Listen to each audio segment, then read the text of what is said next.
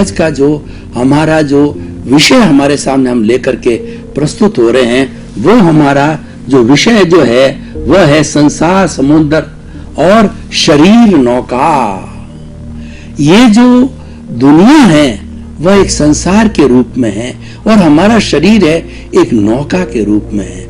हमको समुद्र को तरना होता है, समुद्र को पार करना होता है, तो हम किसी माध्यम को लेकर के चलते हैं, हम किसी साधन को लेकर के चलते हैं। वो साधन जो है हमारा नौका भी हो सकती है और हमारा स्टीमर जहाज भी हो सकता है जो कि ज्यादा लोगों को चलता है। तो किसी न किसी माध्यम की जरूरत होती है। तो इसीलिए शरीर माध्यम खलु धर्म साधनम, हमारा उद्देश्य है आत्मा को मुक्त बनाना और उसको मुक्त बनाने के लिए उस संसार जो हमारी संसार में ये भ्रमण कर रही आत्मा, उससे मुक्त कराने के लिए हमको इस शरीर रूपी नौका का सहारा लेना पड़ता है। इसीलिए कहा गया है कि शरीर माध्यम खलु धर्म साधनम, जे कम्मे सूरा से धम्मे सूरा। जो कर्मवीर होते हैं वही धर्मवीर होते हैं, यानी कर्म करने में बलिष्ठ होते हैं वही व्यक्ति धर्म करने में बलिष्ठ होते हैं, क्योंकि ऊर्जा की जरूरत होती है। ऊर्जा बुरे कामों में भी लगती है और अच्छे कामों में लगती है।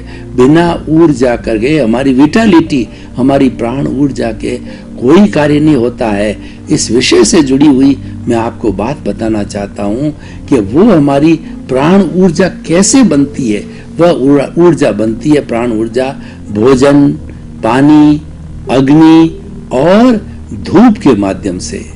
हमारी अग्नि में जठरा अग्नि होती है, जठरा अग्नि और धूप का मतलब विटामिन डी, और हमारा भोजन और पानी, ये चारों चीज मिलकर के विटालिटी को बनाते हैं। और जिसको कर्णवीर्य कहा जाता दार्शनिक भाषा के अंदर, कर्णवीर्य के बिना जो है ये हमारी अंगुली भी नहीं हिल सकती।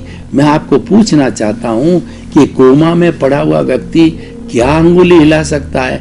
नहीं हिला सकता। लकवा मारा हुआ व्यक्ति क्या हाथ हिला सकता है?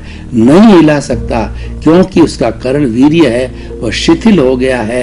कर्ण वीर्य के बिना वो कोई भी हरकत नहीं कर सकता है। दो तरह की शक्तियां होती है, लब्धि वीर्य आत्मा की शक्ति, कर्ण वीर्य है वो शरीर की शक्ति। जैसा मैंने बताया वो विटालिटी जो बनती है प्राण ऊर्जा से बनती है। और ये हमारा जो नाभि का केंद्र है, ये हमारा प्राण ऊर्जा का केंद्र है, जिसको हम तेजस शरीर कहते हैं। तेजस शरीर जो होता है वह ऊर्जा को सक्रिय बनाता है और वही तेजस शरीर है। जब हमारी आत्मा शरीर को छोड़ती है तो तीन चीजें साथ जाती है। एक तो हमारी मूल आत्मा जो कि निष्क्रिय है, वो कुछ नहीं करती क्योंकि उसके शरीर ही है, वो तो एक जगह पड़ी रहती है।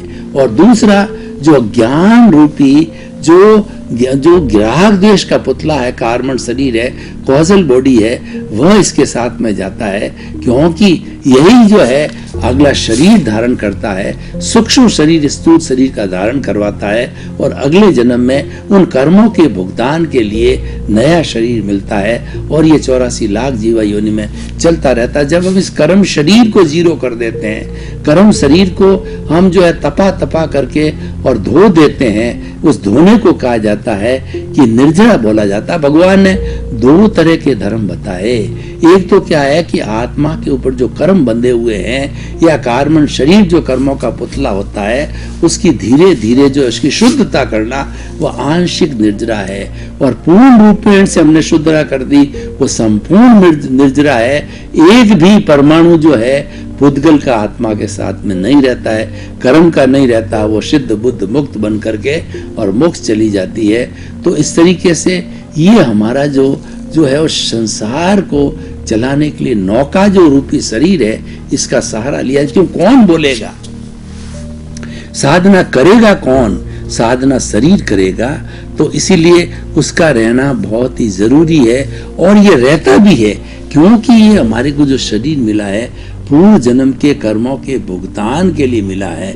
इस नौका का जो है हम आपको थोड़ा परिचय देते हैं कि नौका के अंदर मन है, वचन है और काया है।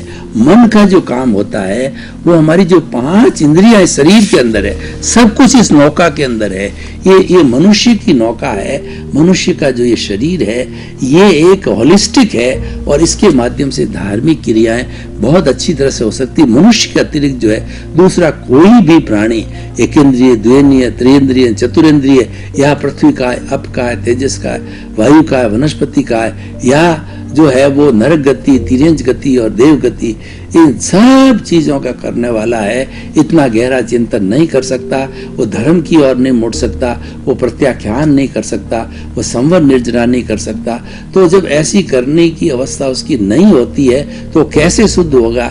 और सब कर्मों को खपाना मतलब शुद्धता को प्राप्त करना है, संपूर्ण निर्जरा को प्राप्त करना है और वो संवर के माध्यम से होती है। तो व्यक्ति ऐसा व्यक्ति मनुष्य ही है, वही मुक्त हो सकता है। इसीलिए हमने जो विषय लिया है कि संसार को तरने के लिए शरीर रूपी, संसार एक समुद्र है, उसको तरने के लिए शरीर रूपी नौका की आवश्यकता है। क्योंकि शरीर एक हमारा मंदिर है और इसके भीतर प्रभु बैठा है और प्रभु मूल स्वरूप से तो एकदम शुद्ध है, 100% 24 कैरेट का सोना है। वो जो है शुद्ध अवस्था में है और वो मुक्त अवस्था में है, लेकिन उसकी प्रेजेंस है, उसको वो बंधा हुआ है। बंधा हुआ क्यों है? कि उसके साथ में राग द्वेष के परमाणु जुड़े हुए हैं, कॉजल बॉडी लिंक शरीर वो जुड़ा हुआ है। इसको समाप्त किया जाना है, ये बात जरूरी होता है। अब प्रश्न ये है कि हमने समुंदर को माना कि ये कर्मों का समुंदर है और इसे तरना है, शरीर को नौका माना। तो प्रश्न ये है कि शरीर को नौका बनाकर उसको तारने के लिए प्रैक्टिस की जरूरत होती है, उसके लिए जो है वो नाविक की जरूरत होती है। तो नाव तो मिल गई, लेकिन जो नाविक है वो नाविक है हमारा पुरुषार्थ है, वो नाविक है हमारी धर्म की क्रिया है। हमारा जो कुल धर्म है वह जो है हमारे पुण्य एकत्रित कराता है, और जो आत्म धर्म है उसमें पुण्य एकत्रित नहीं होता है, उसको हम यथार्थ पुरुषार्थ कहते हैं, और कुल धर्म को हम रिलेटिव पुरुषार्थ कहते हैं। रिलेटिव पुरुषार्थ भी अच्छा है क्योंकि बुरी भावना से शुभ भावना अच्छी है, लेकिन पुण्य का बंध साथ में होने से इसको पुण्य को काटने के लिए अतिरिक्त समय और लगाना पड़ेगा। जो कोई भी फास्ट गति से मुक्ति चाहता है, समुद्र स्वामी के चरणों के अंदर हाजिर होना चाहता है जल्दी, और सिद्ध बुद्ध मुक्त बनना चाहता है, क्योंकि हमारे भरत क्षेत्र के अंदर तो जम्बू स्वामी ने जो है वो मोक्ष के ताले लगा दिए। जम्बू स्वामी अंतिम हुए, केवली हुए हैं। केवल ज्ञान उसके बाद के अंदर भुवन भास्कर केवल ज्ञान जो है वो उदय होना बंद हो गया, और ये बहुत तीसरा आरा जब आगे आएगा तो उसके अंत के अंदर प्रथम तीर्थंकर फिर पैदा होंगे। तो भाइयों और बहनों, हम क्या कहना चाहते हैं कि जो समुद्र जो है संसार रूपी समुद्र को तरने के लिए शरीर रूपी नौका की आवश्यकता है। तो जिसने इस शरीर को समझ लिया उसने आत्म तत्व को समझ लिया। तो शरीर को समझना हमारा बहुत जरूरी है। शरीर के अंदर 2 तरह की चीजें एक साथ काम करती है, एक तो जड़ पदार्थ है और एक चेतन पदार्थ है।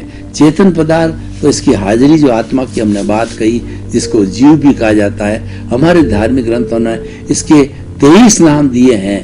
तो वह इसमें रहता है, और साथ साथ में इसमें जो भुगतान होना है, यानी जो पिछले जन्म के अंदर हमने जैसे भाव डाले, जैसे कॉजेज डाले, न डाले तो अच्छी बात है कि बर्फ की शिला की तरह जो है हमारा जो ये राग द्वेष है वो धीरे धीरे ऑटोमेटिकली पिघल करके समाप्त हो जाएगा।